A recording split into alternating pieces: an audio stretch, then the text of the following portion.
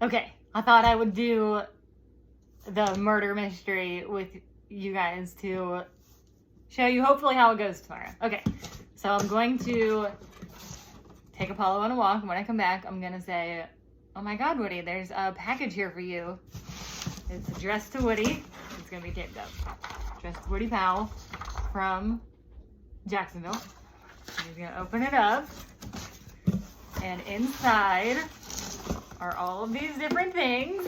So he'll pull out the backpack that has a lock on it.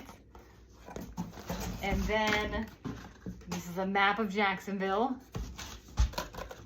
And then there's a Delphonics record, because we are so into the Delphonics right now, the Motown group from the, I don't know, 60s or 50s or 70s, I don't know. But it's worked into the mystery. And then it's a folder that I'm gonna steer him to open first. So first, in the folder is a letter. So this is like his intro letter.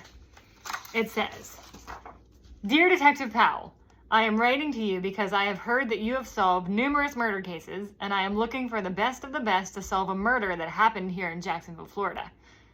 I am a prominent member of the community, and as such, I wish to remain anonymous. You can refer to me as Mr. Apollo. The tragic murder occurred in my office after I had left for the evening. As you can imagine, I am the Jacksonville County Police Department's main suspect. I also found my backpack tossed in the St. Johns River. Someone had put a lock on it and I can't crack the code. I want to give it to the police, but since it is my backpack, I am leery of furthering their suspicion of me. I'm giving you the backpack because if you can open it, there might be something inside that I can use to exonerate me. Perhaps even the murder weapon, because none was found at the scene. I promise you I did not do this. I did know the victim, and although we were adversaries, I never wanted this to happen. I left you a map of Jacksonville, along with directions to the location of my office. Please help me solve this case so I can absolve myself from any blame for this tragedy. I hope to hear from you soon, Mr. Apollo." So next in the folder, you have your item list, because this is what they give you in like those hunter murder things. You go to make sure you have everything. So we've got the map of Jacksonville, the letter from Mr. Apollo that I just read. We have directions. I wrote out directions on how to get to the office. We have there's a witness statement, police report, vinyl record, solution envelope, and then the backpack. Okay, so next I'm gonna steer him to, he's gotta find out where the location of Mr. Apollo's office is. Because I didn't want to give it away and say it's at the stadium, because then he would know right away who this is. So he's got to use the map, follow the directions, use his little finger. This should take him, I don't know, like a minute. It's like start at Hyde Park Golf Club. Once you're on Lenox Avenue, take it east until you get to Edison Avenue, then go north to West 21st Street. Anyway, blah, blah, blah, and it takes you to the stadium. All right, so now we figured out where the murder took place. So then he's done with that, and we're done with the map. So he's like, oh my God, it's at the stadium. Who could it be? So next I'm gonna steer him towards the police report. I don't think I told you, the murder victim is the Titans running back Derrick Henry, because that's the Jaguars' like biggest rival. It's the Jaguars and the Tennessee Titans, and Derrick Henry is their best player, and so he's like our biggest rival. So he's the murder victim. And so I went online and looked up his like weight and height and everything. So on the police report, it has sex male, race African American, height 6'3", weight 247 pounds, age 29. So describing Derrick Henry, I don't think Woody will just get that immediately. The police report says, police arrived on the scene on Sunday morning after being phoned by the owner of the office. He called to say that his office had been broken into and a man had been murdered. Upon arrival, they found the victim laying face up on the ground. Victim was an African American male that was 6'3" and weighed 247 pounds. He was wearing a t-shirt with a large blue, red, and white logo on the front. That's the Titans logo. Jeans and Nike sneakers. The shirt had been torn and part of it was missing. Cause of death appeared to be from blunt force trauma to the right eye, as it was bloody and bruised. The murder weapon was not discovered, but based on the injury, it appears to be from a hard, rounded object. There was also a bungee cord found beside the victim. The office door had been broken into, leading investigators to believe that the victim was looking for something specific in there. The crime scene was disheveled, as if there had been a struggle between the victim and assailant. The main theory for the crime is that the victim broke into the office and was caught in the act by somebody already at the location. The owner of the office said that he was missing his backpack and an important notebook. He also said something was missing from his display case. So I'm just going to tell you what happened here. So the owner of the Jacksonville Jaguars, his name is Shad Khan. And then the general manager his name is Trent Baalke.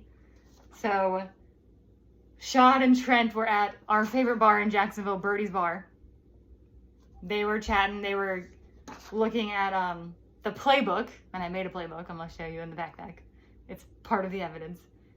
And Derrick Henry was sitting beside them at the bar, and he was like eavesdropping and wanted to get the playbook so that way he could beat the Jaguars the next day. So that was the motive for the crime. And then the murderer is Jackson DeVille, the mascot for the Jaguars. He's like my favorite dude. I love him. He bungee jumps every home game off of like the highest thing. He's amazing. I love Jackson DeVille, but he's like a big yellow Jaguar, big paw prints and stuff. Okay, so that's what's going on here. So then I will lead him to the witness statement. Okay, witness statement. The following was a statement by the Jackson County Police Department during their investigation into the murder. The witness is a 35-year-old female living in Riverside. The interview took place in her home. So here is her statement. My husband and I were at Birdie's Bar for happy hour on Saturday, September 30th at 6 p.m. Saturdays are usually packed when there's a home game for the Jags the next day, so we like to get there early and listen to the music. They have an old record player and they let the patrons play vinyls from their collection. They have everything from Outkast to Aerosmith. Those are like Woody's favorite bands. Our favorite is the Delphonics. Oh, and also at Birdie's Bar, we love to go to the photo booth, so I worked that in here too. My husband and I have this fun tradition where when the song Didn't I Blow Your Mind comes on, we go to the photo booth to take a few pictures. Oh, and that's also just how I worked this into like being a gift. The Delphonics. It was while we were in the booth that I heard two men talking at the bar. One guy had a comically large mustache and the other guy had a clown emoji ring on his finger. Woody will know who those two dudes are. It's Shad Khan and Trent Baalke. I found that odd, but whatever. It's Jacksonville. They were hunched over a notebook that had arrows and circles and squares drawn all over them. They were going back and forth saying things like bunch wide nasty and full house close. The guy with the mustache then closed the notebook and said he was headed back to his office to drop off the notebook. He figured he'd say hi to his pal that works late into the evening Saturday nights practicing for his big game opener. That's Jackson DeVille. That's not the weird part though. The weird part was this huge guy that was sitting beside them. He wasn't a part of their conversation, but he was definitely eavesdropping the entire time. When the mustached man left, the huge guy closed out his tab and walked out after him. I still can't believe he ended up getting murdered later that night. So then Woody's got to figure out how to get into the backpack, and it's locked, and the code, I got these pins. Like I got the backpack, and then I got these pins. You can see here. 904 is their area code, and they're like really big into it. So the code is 904. So let's just see. I don't know if he'll be able to get there or not. I'll help him if he doesn't get it. But then, okay, so he opens the lock, gets in the backpack, and it's all of the evidence that Jackson DeVille hid. So first is the football. This was the murder weapon. And this is an actual like signed football. It's by Fourier Aluakun. He's a Jaguar that we love. So it's like a straight up signed football that I painted all over it. But it's just Crayola paint, so it should wash off. But there's the bloody paw print. This is where he hit Derrick Henry in the eyeball. And then there's the torn shirts that has, it's part of Henry with the bloody paw print. You can't really see it there. And then on the front is the Titans logo. And then the playbook is in here. I got this off of Madden, like the game website. It has like a bunch of plays in there that I made. And then there's a bunch of yellow fur. So hopefully he will like understand that it's Jackson DeVille. And then, if he figures all that out, he gets to open the solution envelope. Oh my god, this is a 10-minute video. I apologize. Here's the solution. Congrats! You solved the murder mystery. My real name is Shad Khan, and I was with Trent Baalke at Birdie's Bar on Saturday for happy hour. Unbeknownst to us, Titans running back Derrick Henry was sitting beside us at the bar. The Titans were playing the Jaguars the next day. Derrick was having a drink before he planned to settle in at his hotel for the night when he heard us talking about a new play we were cooking up for tomorrow's game. He must have seen us huddled over the playbook and then saw me grab the notebook and tell Trent that I was heading back to my office to drop it off for the night. Henry then thought to himself that if he could steal the playbook, the Titans would have a solid chance of beating the Jags the next day.